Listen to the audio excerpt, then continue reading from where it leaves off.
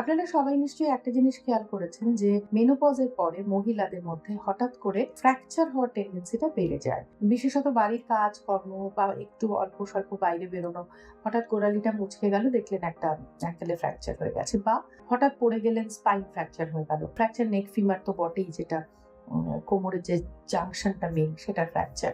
এই মেনোপজ হয়ে যাওয়ার পরে নেক্সট 5 ইয়ার্স এর মধ্যে মেনোপজাল যে চেঞ্জ গুলো সেটা কমপ্লিটলি সেটেল করে। যেটা আমরা বলি যে বোনস গুলো যে নরম হতে শুরু করা, সেটা ধীরে ধীরে ধীরে ধীরে ফ্র্যাকচার রিস্ক বাড়িয়ে দেওয়ার জায়গায় চলে যায় হচ্ছে বাই নেক্সট 5 ইয়ার্স। সেই জন্য মেনোপজের ম্যানেজমেন্টে আমরা ইনিশিয়াল ম্যানেজমেন্টে ভীষণ বেশি জোর দিই। ধরুন মেনোপজ হয়ে গেছে 5 বছর 7 বছর, তারপরেই চিকিৎসাটা দিয়ে কিন্তু আপনি হাড়ের ক্ষয় আর প্রতিরোধ করতে পারবেন না। সুতরাং আমাদের মনে রাখতে হবে যে মেনোপজ যেই সেট ইন করলো, বা পেরিমেনোপজ বা প্রিমেনোপজ, এই সময়টা থেকেই কিন্তু হাড়ের চেঞ্জটা শুরু হয়ে যাচ্ছে। এবং আমাদেরকে খুব কনসিয়াসলি এটা চিন্তা করতে হবে যে একটা মানুষের লাইফস্টাইল চেঞ্জ হয়ে যায় by her risk to fracture বা প্রোননেস টু ফ্র্যাকচার। যে কোনো কিছু করতে গেলেই খুব সাবধানে অতি পা টিপে টিপে চলতে হবে, কিছু একটা ওজন নেওয়া, হঠাৎ করে একটু হিল পড়া, এগুলো সম্পর্কে ভীষণ সাবধান হওয়া।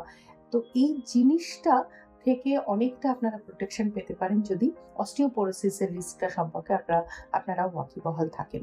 আফটার 30 যদি রেগুলার এক্সারসাইজ করতে শুরু করেন, অস্টিওপোরোসিসের হারটা আপনারা অনেকটাই চেক করতে পারবেন। মেনোপজ অর নো মেনোপজ, 30 পর থেকে এক্সারসাইজটা, যার জন্য আমরা সবসময় বলি হাড়কে স্ট্রং রাখার জন্য এক্সারসাইজের একটা বিরাট রোল আছে।